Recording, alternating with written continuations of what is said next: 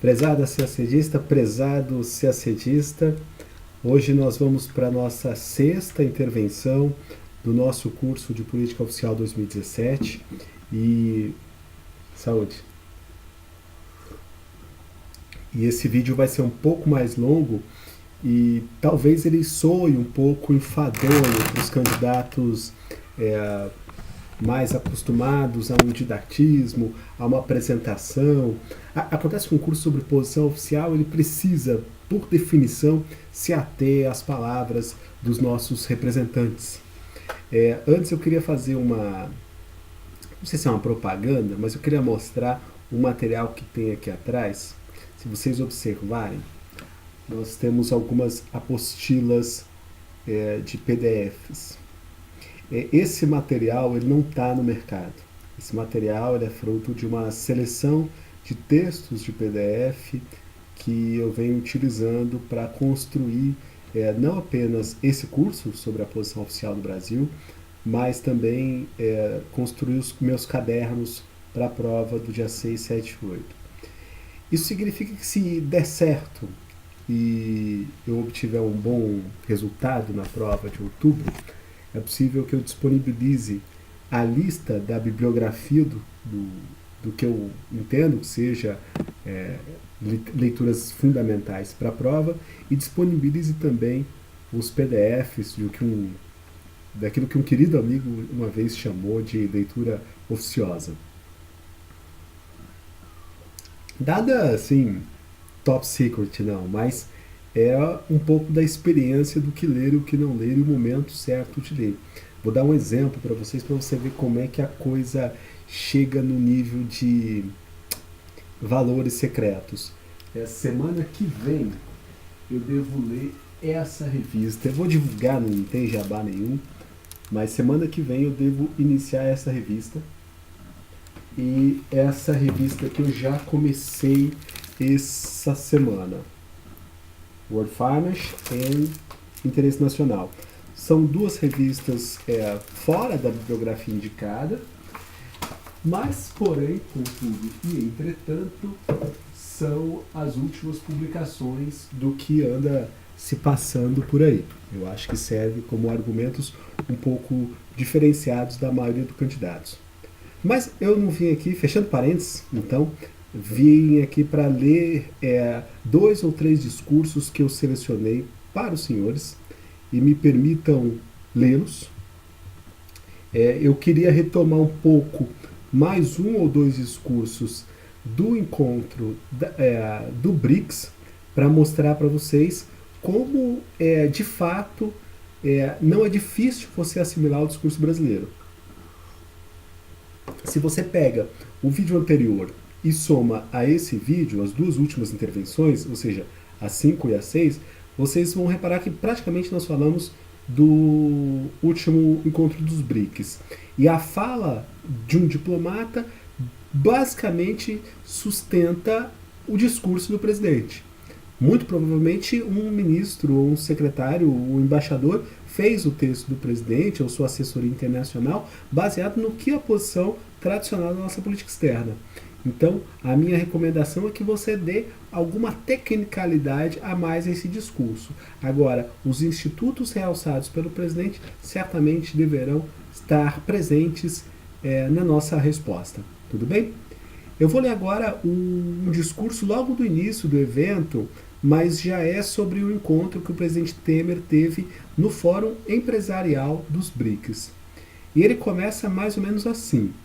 Quero cumprimentar o presidente da África do Sul, o senhor Jacob Zuma, os senhores das delegações oficiais, enfim, aquele cumprimento ao povo todo. Agradece a gentileza da apresentação, mas também ressalta, aí eu vou me permitir ler ipsis literis para vocês poderem tomar nota, sim senhores e sim senhoras, tomarem nota daquilo que o presidente ressalta como importante para a nossa política externa e para os interesses do Brasil em particular. Quero desde já agradecer a gentileza da apresentação, mas também ressaltar, senhor embaixador da China no Brasil, e eu quero ressaltar a oportunidade extraordinária que tivemos de ouvir o presidente Xi Jinping, que não apenas fez um relato muito adequado do panorama mundial, mas também como professor catedrático, deu todas as linhas de ação do BRICS nesses anos de sua existência. Por isso quero dizer da grata satisfação com que participo deste fórum empresarial do BRICS.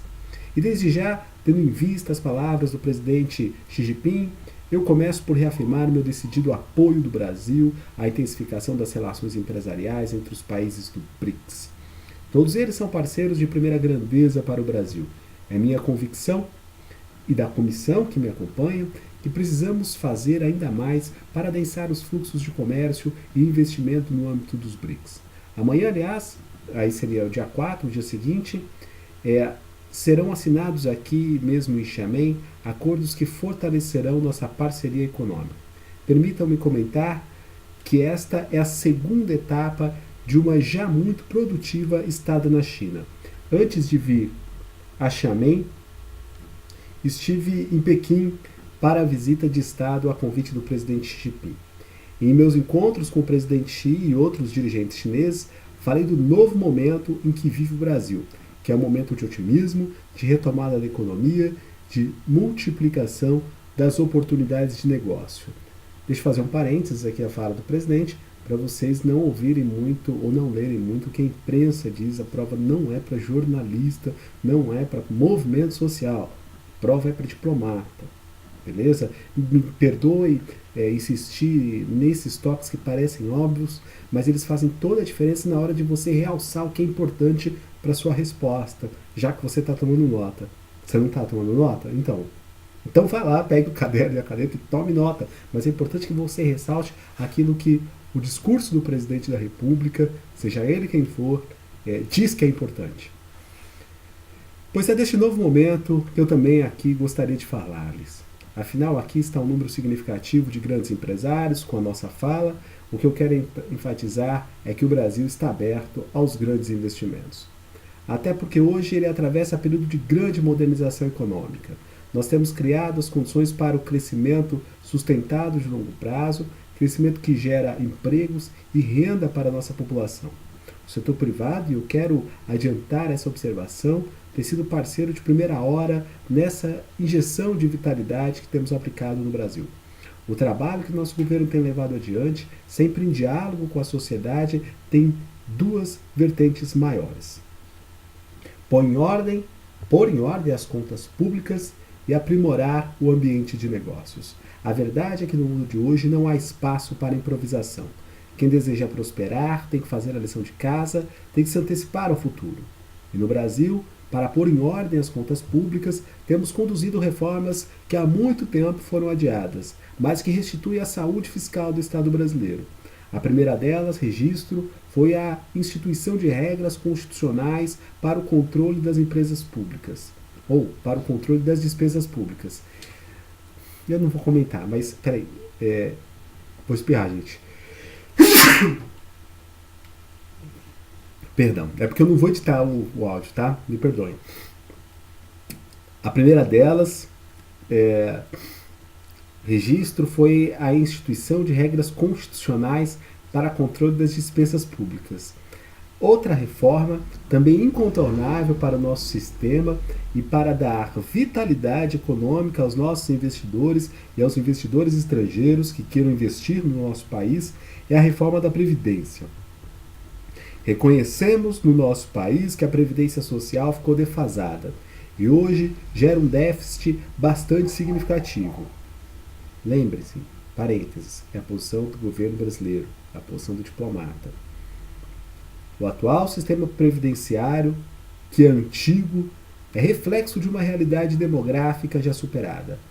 Ajustá-lo é essencial, não apenas para salvar a própria Previdência, mas também para o esforço mais amplo de equilíbrio fiscal.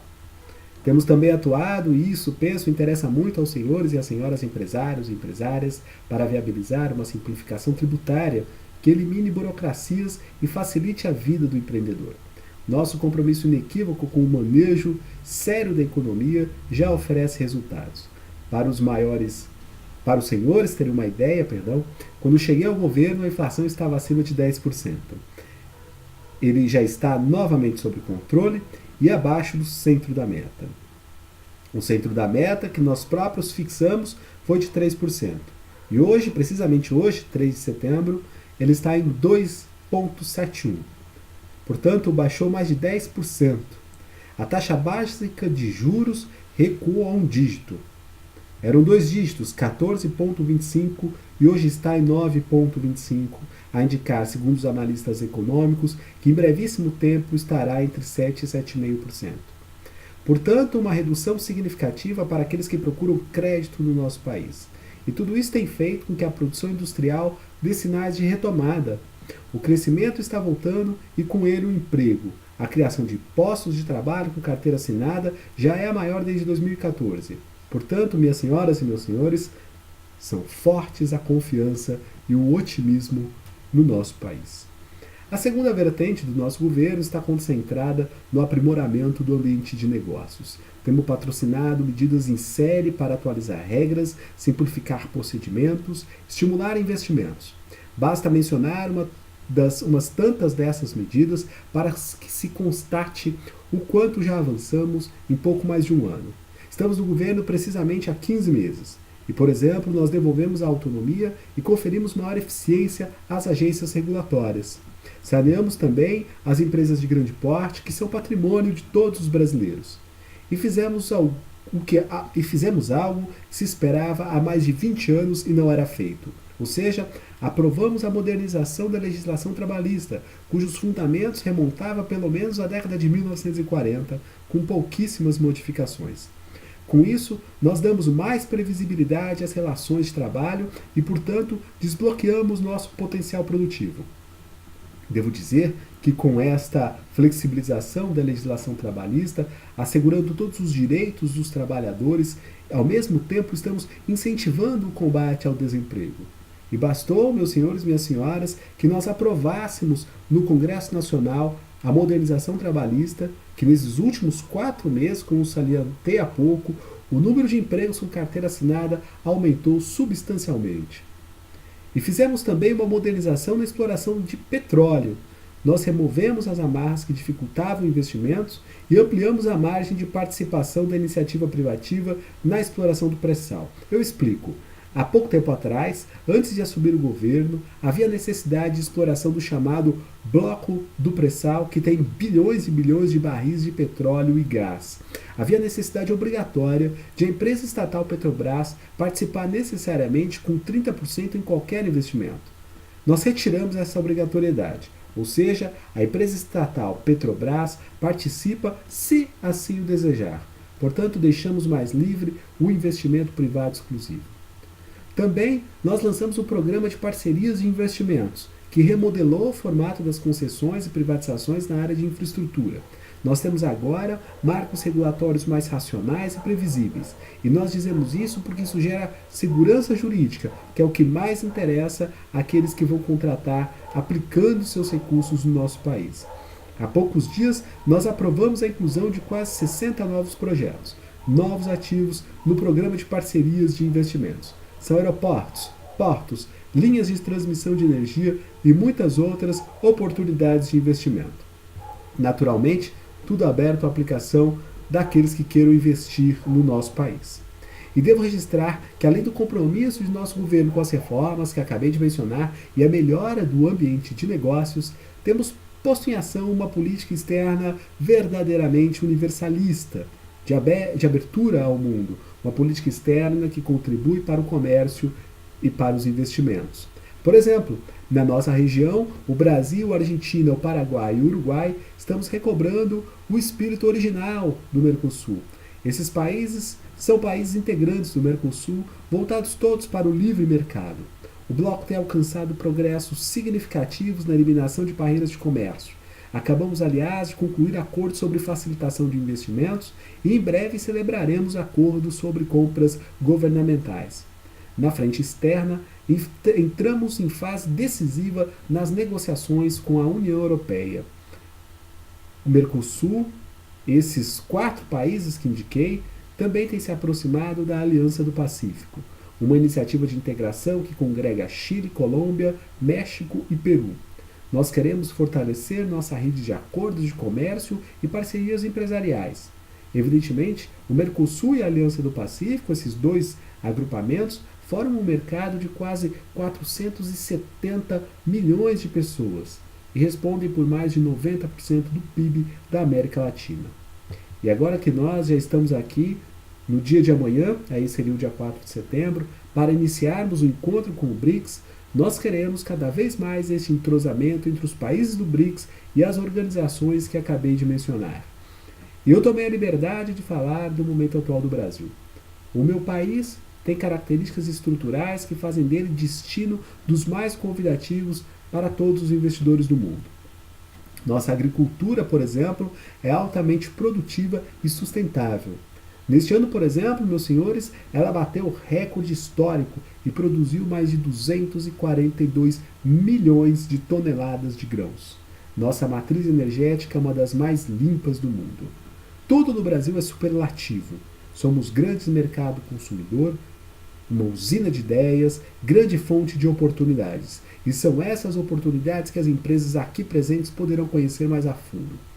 Senhoras, senhores, para finalizar, eu quero ressaltar o intercâmbio comercial entre o Brasil e os demais parceiros do BRICS, que recuperou vigor no primeiro semestre de 2017.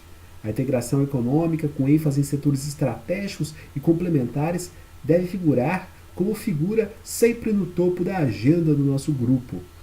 Em um mundo marcado por tendências protecionistas, o Brasil reafirma, por meio de ações e de palavras, a sua plena adesão a uma economia global aberta. Mais uma vez, eu expresso minha satisfação por estar aqui e formulo votos, tal como fez o eminente presidente Xi Jinping, de que este fórum seja ocasião de excelentes negócios.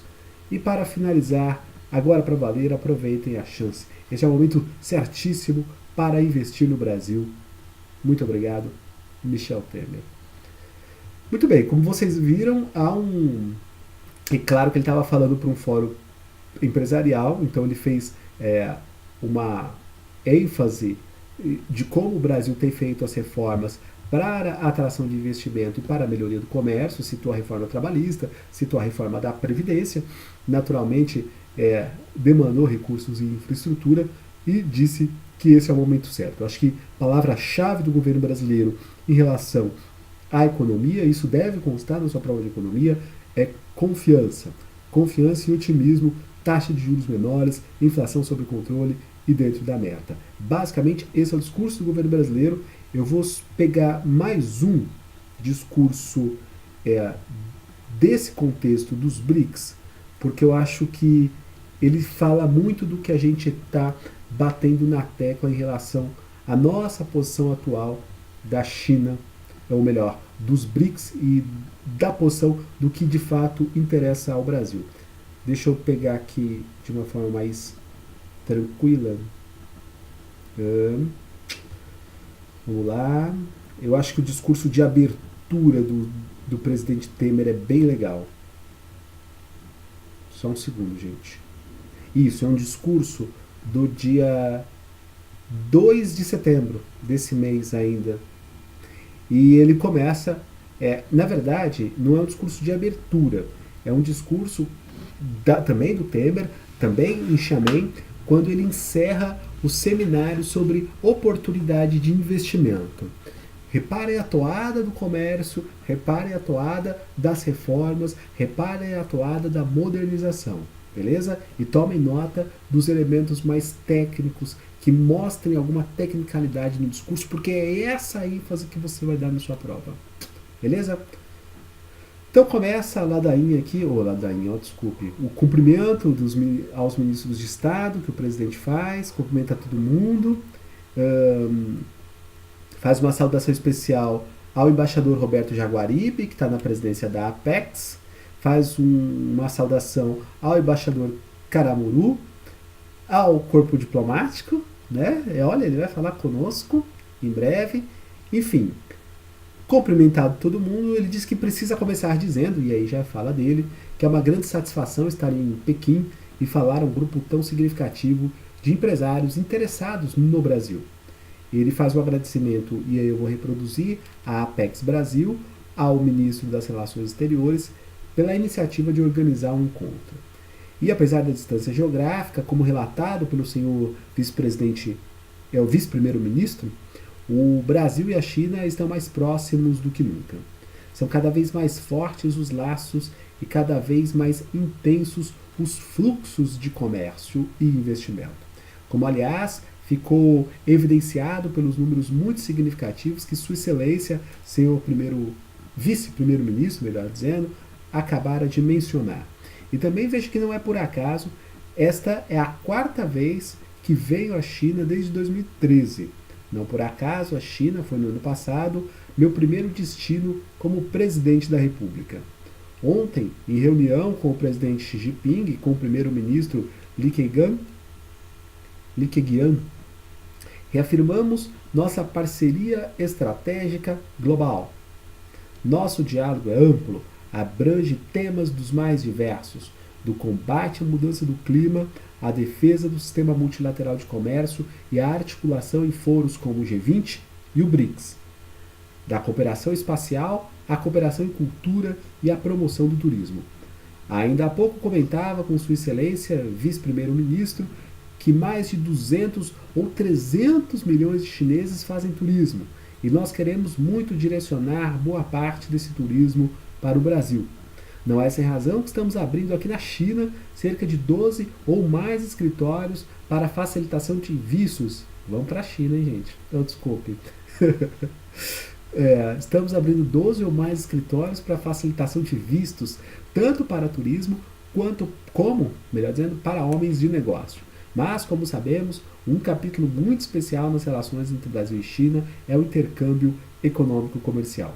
E isto ocorre, meus senhores e minhas senhoras, sobretudo em razão do trabalho de vocês, empresários. São, na verdade, os empresários que melhor entendem as oportunidades que surgem quando nos aproximamos ainda mais. São os empresários que melhor entendem a importância do Brasil para a China e da China para o Brasil. O protagonismo dos empreendedores brasileiros e chineses vai se sentir no número de nosso relacionamento. No intercâmbio comercial, repito, Sua Excelência, saltou de 3 bilhões no começo desse século para 58 bilhões em 2016. Esse ano, aliás, já registra no nosso governo um aumento de 25% em relação ao mesmo período do ano passado. A China já é o maior parceiro comercial do Brasil e tem sido crescentemente fonte importante de investimentos em nosso país. São muitíssimas as empresas chinesas instaladas no Brasil, como, aliás, temos também importantes empresas estabelecidas na China. Esses vínculos tendem a intensificar-se com o continuado desenvolvimento da economia chinesa e a retomada do crescimento econômico no Brasil.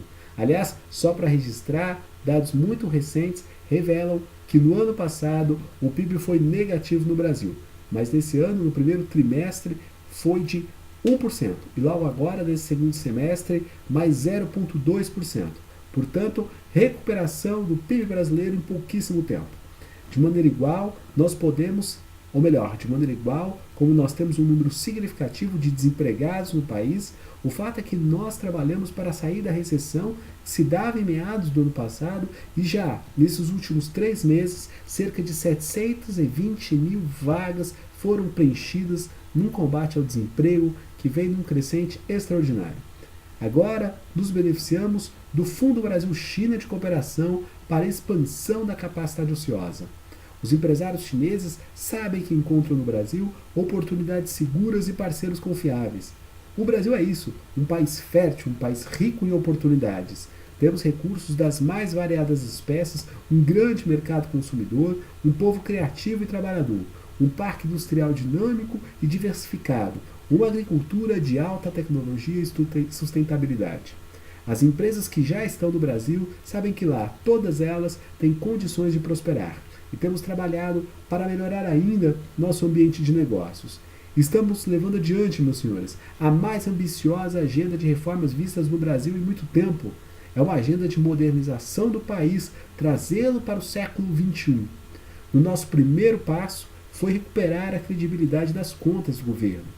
Registro que nós instituímos, logo no início do meu governo, uma regra constitucional para controlar as despesas públicas. E com isso estamos dando previsibilidade à nossa dívida, assentando as bases, portanto, para equilíbrio das contas públicas. Adotamos também medidas para garantir a eficiência da gestão pública. Estamos criando condições mais favoráveis aos investimentos. Fez diferença muito aos senhores empresários, nós trouxemos nossa legislação trabalhista para a realidade do século XXI.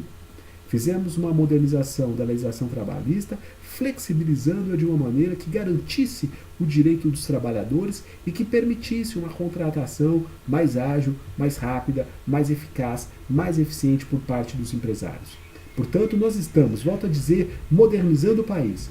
Tanto que nós atualizamos os marcos regulatórios em vários setores chaves, como petróleo, gás, mineração e energia elétrica. Temos nos empenhado dia após dia para promover a competitividade da nossa economia, para criar mais e melhores empregos e para gerar mais renda.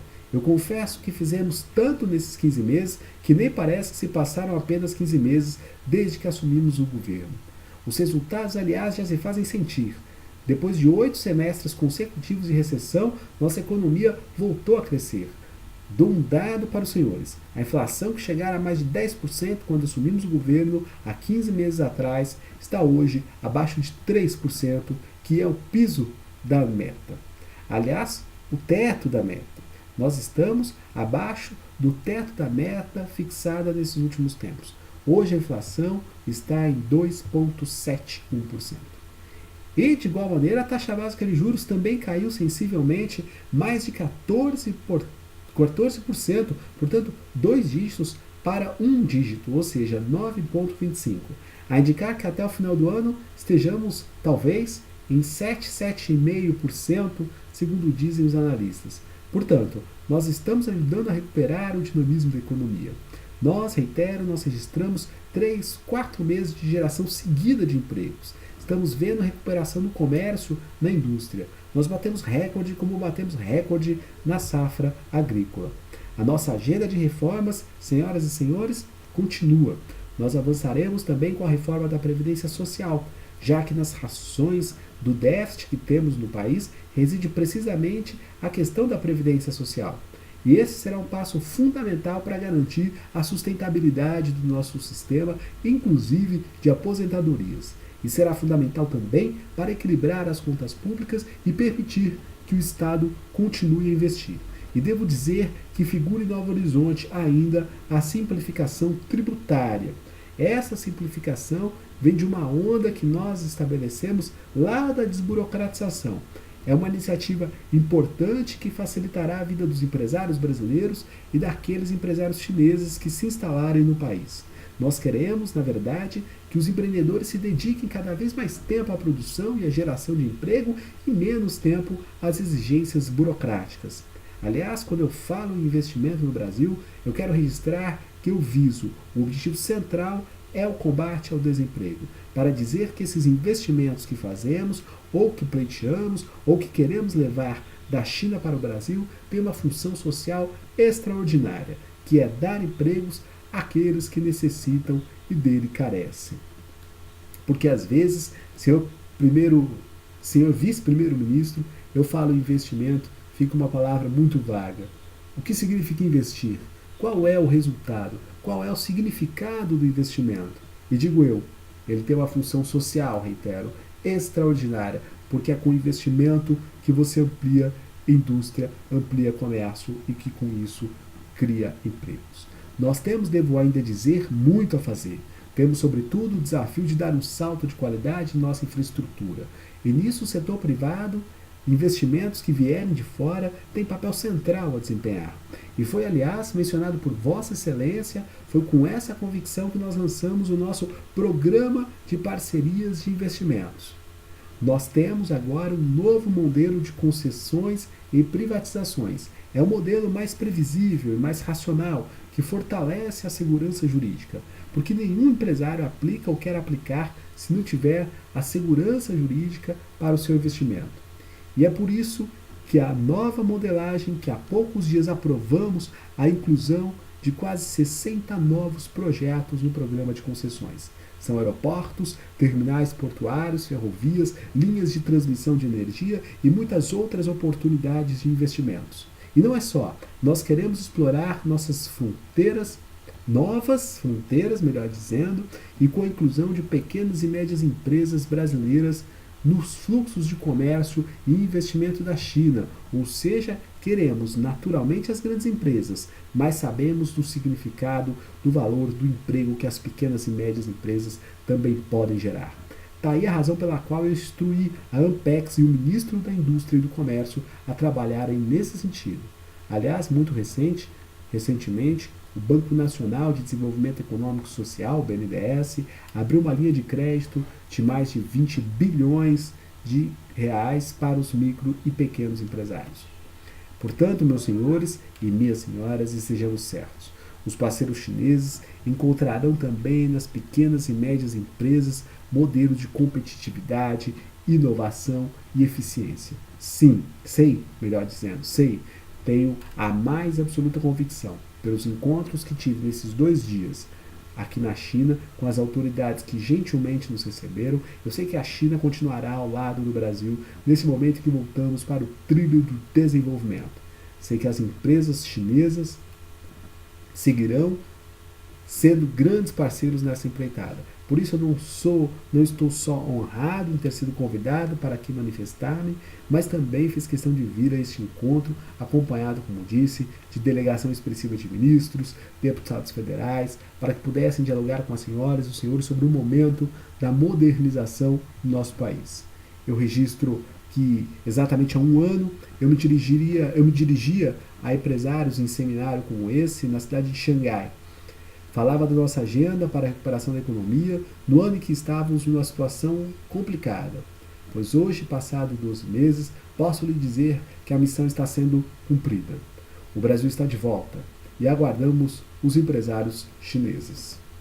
Michel Temer. Pois bem, com isso nós vimos qual é a perspectiva do Brasil para a China, né? Atrair os investimentos chineses, basicamente, fazer mais e melhor comércio. E você?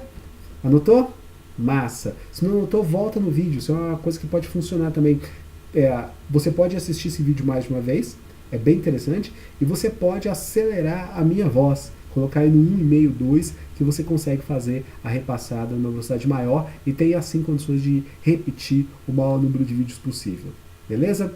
Te vejo na próxima intervenção, na 7ª intervenção, para falar da posição oficial do Brasil de 2017. Grande abraço, hashtag Estuda que Passa.